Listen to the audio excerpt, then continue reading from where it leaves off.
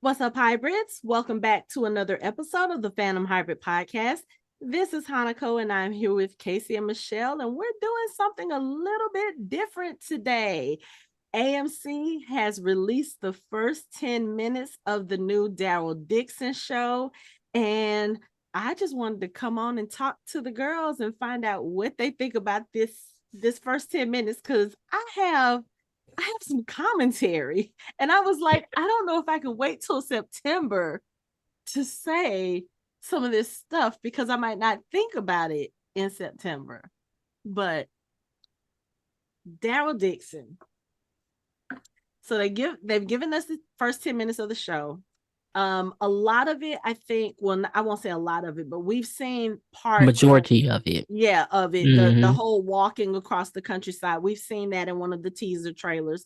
There's a lot of stuff in here that we have not seen, or that hasn't been previously released. So it does give you some things to think about. But okay, we're gonna start from the top, because that's where my commentary started coming in, and I was like, oh, I probably should be recording this as a reaction. But anyway, so we've seen the trailers where you see Daryl floating on top of an overturned boat, and this is how the show starts, with him in the middle of the ocean.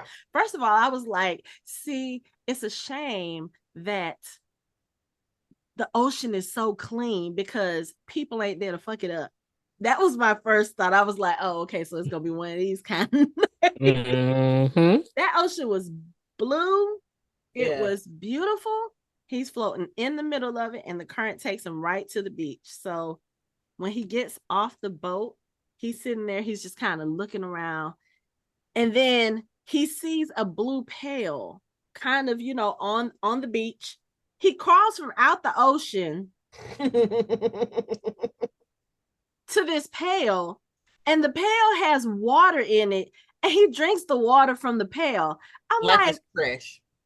I'm like, fucker, you had a whole ocean that you was just in, and you had to go get the who knows how long it's been sitting beach water in the pail to drink. I was like, okay, we're not. Maybe it was rainwater. Maybe it was rainwater. It's better than salt water. Yeah, because you can't do salt water. You can't drink salt water like that. So maybe it's rainwater in the middle of the tide. And I'm just saying. Or maybe because it was in the bucket, the sun had enough time to hit it and purify. I can't. So it's purified water. I can't. Yeah. But I mean, well, the smart thing was to tie yourself to the boat. He did. Yes. That's fantastic. Yeah, we still don't know, like, right, how he found himself. I'm sure we'll figure out why and how, but yes. Yeah. But the other thing was, but you floating around didn't wake you up, but you hitting that water woke you up. Okay. Right. That part. It's probably unconscious. I don't know. But the other funny thing that made me say, okay, we got to talk about this trailer, is because I was looking when he fell into the water. I was like, that is probably the longest exposure to water Daryl has had in 15 years. Oh, now you clean. With your salted water. But I'm not gonna go through the whole 10 minutes. There were just, like I said, there were certain things that just kind of grasped me. One of the things that we had talked about just amongst ourselves, one of the things we've talked about in the shows is the fact that these radios seem to have like long range powers, but now we know he wasn't talking into a radio in the trailers. He was actually speaking into a recorder, which okay, makes perfect sense. That he found on this boat had been abandoned. He found a couple of supplies. He found a bottle of half drunk water. What was it that you said about the water? One of y'all said something about that was Anthony before we started recording. He was like, did he not test to see if that water was fresh or what this, like, you don't know what these people were doing with that water. No, you don't. And it's been in that bottle a very long it looked like long time. You know how when you have water and then your kids be like, "Hey, let me get some," and they look all cloudy. Got all the backwash. Yes. He drank backwash. Right. Drunk it down too, like. Right. But I think the funny thing really was, so when he gets on this boat, he starts looking around. Oh, actually, before he gets to the boat, when he's walking through whatever town he is in, which we later find out maybe Marseille, he looks at a sign, and the sign is in French, and he's just looking like, the fuck is this? Like, how the hell? What? Okay. And then when you see the scenery, they did such an amazing job with the scenery, with the city and the pier and the boats. I thought it looked so cool for like to see somewhere totally different and how the effects of the Walker apocalypse, you know, what it did to the city. But when we see him and he gets the stuff off the boat and he kind of leaves and he starts walking through the countryside, again, I'm like struck by the complete lack of walkers or anybody. Like, and I'm sure we'll find you out. You know what killed me with this? Because once he got into the flower shop, nursery, whatever he was in, nothing in your history with walkers would make you think I'm okay and just make all this goddamn noise. That's the other thing I had the issue with you the have first history. 10 minutes. I was like, Walker 101. Have you been in France for so long that you forgot that you're supposed to check to see if any dead are in the building? Like, who's this person? What did you do with Daryl Dixon? And because he was one of the ones that was when they went into the supply when they were dormant. He was one of the ones there. So you know they'll if there's no activity, because you see ain't shit going on in this damn town. There's no noise, there's no nothing. So they gonna lay dormant until they hear noise, and you and then knocking shit over and trying to find you something to eat, smelling this and opening that. And not paying attention to hands rising up. And you ain't heard nothing. When you stab the walker, the ground sizzled. Hold on, that's not normal. That part. That part. See that ground sizzling? Because I saw it made smoke. It a little poof. I was like, what in the fuck are we dealing with? Like, I thought that too. Variant walkers. I want to know what the fuck this shit is. And it wasn't just the one walker. It was all of them. It was all of them. And then that was the one that grabbed his arm and burnt the mess out of his arm. His skin. I was like, and you know, the first thing that came to my mind, you gotta cut his arm off.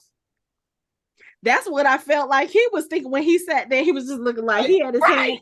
He had his head in his hands, like, I know. And I'm thinking I'm fucked. And I'm thinking fear, radiation, right. Walkers gotta get away. But y'all are in a regular building. It didn't look like a lab. It looked like it might have been an antique store or a garage or something. Why the fuck are your walkers burning? Why do they have acid? Because that's the only thing I can think of is it's like acid. I'm not the science person. Michelle, explain that. I can't explain that. I have questions. I have questions. Is this from an experiment? Like, I don't know. But it was all of them. All of them. So, and it is acid. Like, did France get some acid rain we ain't know about? Or did they try to bomb that area? If you look, the area doesn't look bombed. So it doesn't look bombed. Like, even and it looked like they died from in their shelter. So they hid out because it looks like that's where they were living. So I don't know. But those walkers, I was like, when he walked in, first of all, he left the door open. Yes, I know that there are not people like he ain't like he brand new. He act like this is his first day. Like he brand new. I was like, why are we leaving the door open? And then why are we just all of a sudden going to the table and looking up stuff instead of checking around to see what the fuck is going on? I was like, is this Daryl Dixon or is this someone else? Because it got to be somebody else. Maybe. Well, no, he know who he is because he left a record. My name is Daryl Dixon. I'm from the Commonwealth. Yeah, but they're different writers. Look at me. Now I'm like, this is a different set of writers. Maybe they forgot. If they forgot, they don't need to be writing a damn show. Because there are certain things. You can't. No, I know. You scout out the area. He didn't scout the area. Maybe he got relaxed from ding ding. He did mention Commonwealth. So maybe he got relaxed from being in the Commonwealth.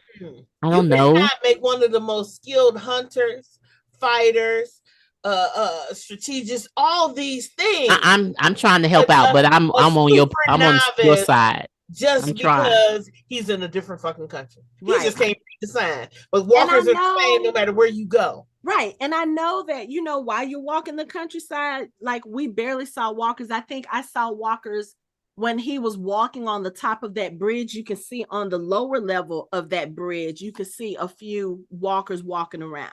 Now, he kept to the high ground, so I will give him that.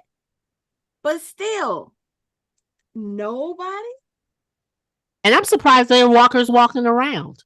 If there's nobody walking around, then walkers shouldn't be walking around. That's what I'm saying. They should be dormant. Yeah, so we shouldn't even see the walkers at the bottom of the bridge walking unless there's somebody there. But it looks like it's nowhere. There's nobody in these areas. Unless they heard him walking up and it woke them up. But of course they don't see him. They just know that somebody's walking. Because if he's walking up on that bridge is made of stone. Pebbles could be dropping down. So I get that part. I get it. But not one person? Not one? And we don't know how long he's traveling. This could be weeks, because when you look at the map, he was tracking from Marseille to, I forgot what city that was, but I was like, that's not no short trip. Mm-mm. And then if you look at the way he was walking by the time he got into the place, that wasn't his map, though. Limping. That wasn't his map. No, that wasn't his map. I was but say that wasn't his map. It wasn't his map, but he was looking at it because when he was listening to the tapes of the father who left who recorded his tapes, he said something about them landing in Marseille. So that kind of gave Daryl an idea of, okay, this is where I am. But obviously, he has an idea of where he's going because he literally looked at a specific town or a specific city and tracked his finger on the map for it. It wasn't like he was saying, oh, let me go to Paris, let me go here. No, he went to a specific city and was like, so I'm like, obviously, we keep saying we don't know what the fuck Daryl is doing in France. We do know what we do know, at least the information that has come out of San Diego Comic-Con.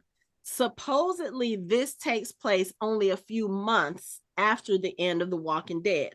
So Daryl has been going back and forth to the Commonwealth looking for Rick and Michonne. We know that from the series finale. Mm-hmm.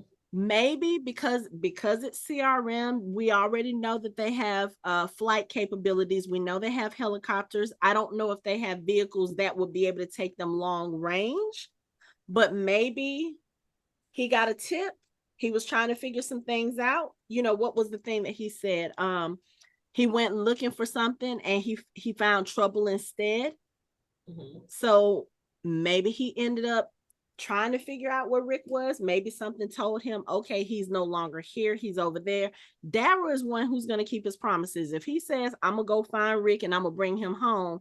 If Rick then traveled to Japan, Daryl is going to go out his comfort zone to go find Rick, especially now that he knows that there's a strong possibility that Rick is alive. Strong enough that Michonne left her kids to go find him because Judith said, bring my dad home.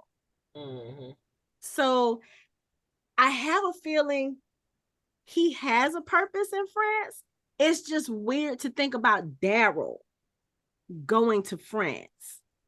Daryl, who had never left Georgia prior to the zombie apocalypse. Right.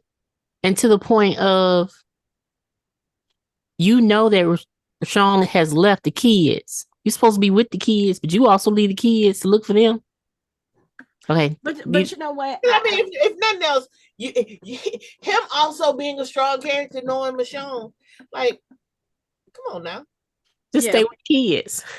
Yeah, but you know what? In the zombie apocalypse, and I get what people say. Like nobody likes to stay still. Nobody want to be at home. Not only that, but it's like if there's something that you could be doing to help, like, okay, 2 heads are better than 1. 2 sets of eyes are better than 1.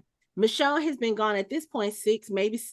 I mean, well, I don't know how long it's been. I don't think it's been that long, but she's been gone long enough. And maybe Daryl's like, okay, now that I know that he's alive, okay, Daryl is the best tracker they have in the group. So why would you not want him to go? But if he's the best tracker they have in the group, he would have found them clues long ass time ago. I'm sorry. He was out there for months. Remember the whole Leah love story? He was out there for months searching for Rick. Mm-hmm. But Rick was on a helicopter. He can't track in the air. Rick left in a helicopter. But he could track that there was a helicopter. Yeah, I was gonna say they don't even know about the helicopters, which again is something else that I have an issue with, because how Jada's gonna be in the lookout at Alexandria and see a helicopter and nobody else heard that shit or seen it. Yeah. Okay. But I digress. I'm about to say we're getting into the weeds. Yeah, okay. We're not gonna do that. No. But yeah, so the first 10 minutes they look interesting enough. Like I feel like they don't answer questions about Daryl being in France, but at least what I see here, I'm like, okay, it feels like he ended up there, maybe not on purpose, but it was kind of like a side mission for whatever it was that he was doing. Maybe some people, because again, we know that there's a connection with the Walkers and with France. We saw that at the end of World Beyond, which Michelle, I know you haven't seen it, but if you go look at just the end credit scene, that will tell you all you need to know about France and the Walkers. So we know he's still on this mission. Like he said in the recording, he was like, you know, if something happens to me, I want them to know that I tried. Hell, I'm still trying. So we at least get that much, but I'm still, it's just no people, no Walkers. And then you have Daryl Dixon making dumb decisions coming into this building. And now you have this injury. I know he picked up bandages from the boat, and I know he may have found something, but I'm like, something about this ain't right. It's still gonna be an infection. Right. Because you burn it. And part of him probably think for real, damn, I gotta cut my arm off, or this is the end. Which then, now that 10 minutes puts into perspective the nun thing, when you see that he's burning and they probably cauterizing his arm or whatever. That puts that into perspective. Right. And even with the okay. So yes, I'm looking right now in the background. He's walking across that bridge. There's 1, 2, 3, 4, 5, 6, 7, 8. There's 9 walkers straggling at the bottom. That's very interesting. But I don't see walkers anywhere else in this landscape. Even when they show him on this I don't necessarily want to say mountain peak, because I don't think it's a mountain.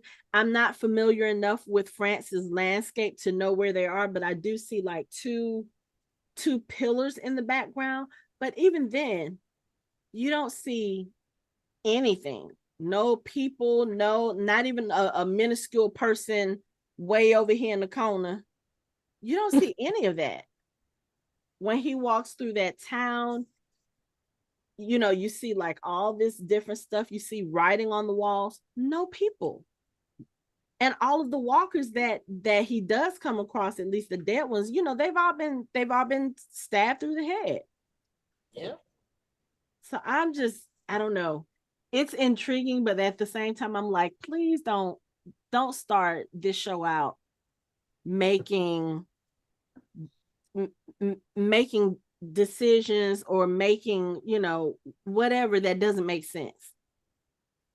because he just walks in here and he's looking around. He doesn't do the banging on the door, see what comes out. And I mean, I get it. He's looking, he's like, oh, this is open space, but still you got tables, you have tarps. Right. There's plenty you of places should. for something to hide, even if not a walker. There's enough places for people to hide. There's tables with table coverings over them. Somebody could have hid up under there. It's just, I just don't Now I feel wouldn't like have banged on Daryl the would be outs. that irresponsible. Careless. Yeah. And I wouldn't bang on the outside, but I can see going there and being quiet, because if you bang on the outside, you don't want to attract anything around the area. Ain't shit around But the no, area. but you saw he didn't even go through the goddamn door once he didn't come in quietly either. He could have came in quietly and still like checked to see if there was any available walkers. Oh, and here's the other thing.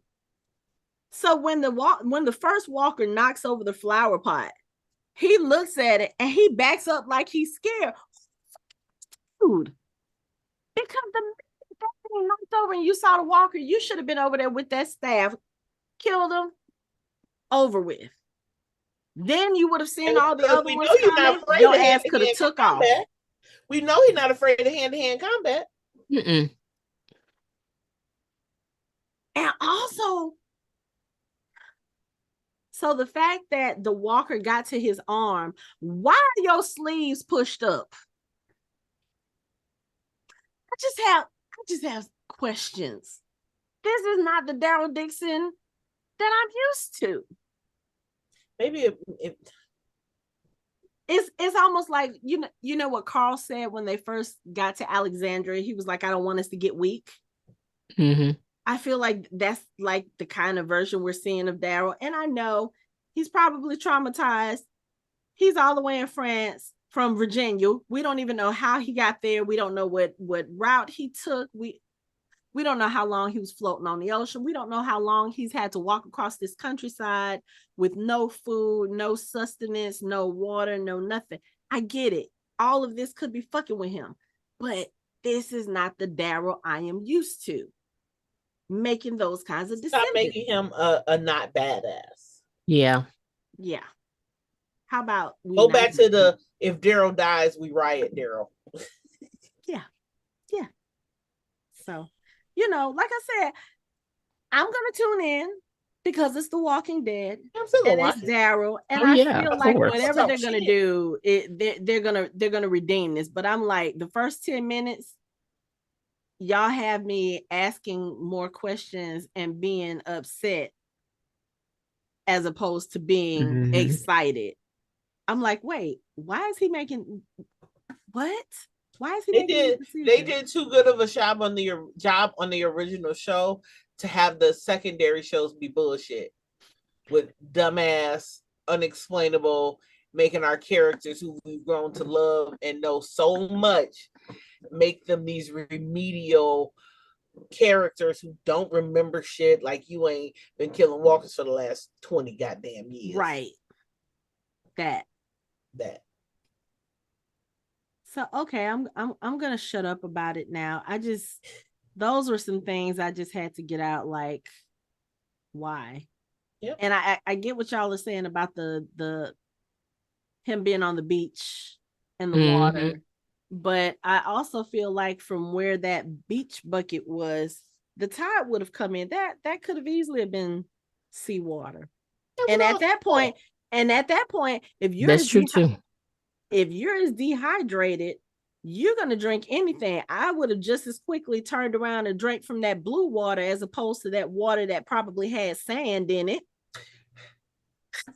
I'm just saying. I mean, I know this is Daryl. This is the person who eats all kinds of shit off of fire. I get it. That fishy thing look fire though. The fish look good.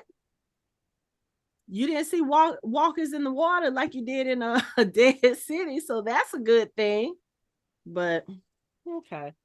Anyway, I think that's all I have to say about that. Do y'all have anything else to say about that? No, that's it. No, that's it. Okay, so the show comes out September 10th. It will be on AMC Plus September 7th. So we will be covering the show. I'm going to try to like rein in my expectations and wait to see what the first episode reveals before I start going off on the writers. I just had to get this little bit out. Was this pre-writing strike? I hope so. Because they're already filming season 2. Oh. They've been filming season 2 now for I think like maybe a month, a little bit over a month. Oh wow. Okay. So yeah, the Daryl Dixon show is So no, this is not pre-production. This is not, oh, let's see how everybody thinks about it, and then we go in and make changes. No, this is the first 10 minutes of the episode. So okay. Like I said, we gonna see. We're gonna see. But for now, that's it for our show. You can find us online at www.fandomhybrid.com. We are on social media on Facebook, Instagram, Twitter, and Thread at Fandom Hybrid. You can chat with us on our Discord channel. You can watch our videos on our YouTube channel, and you can listen to us on all major podcast streaming platforms. Thanks for listening. We hope you join the conversation next time.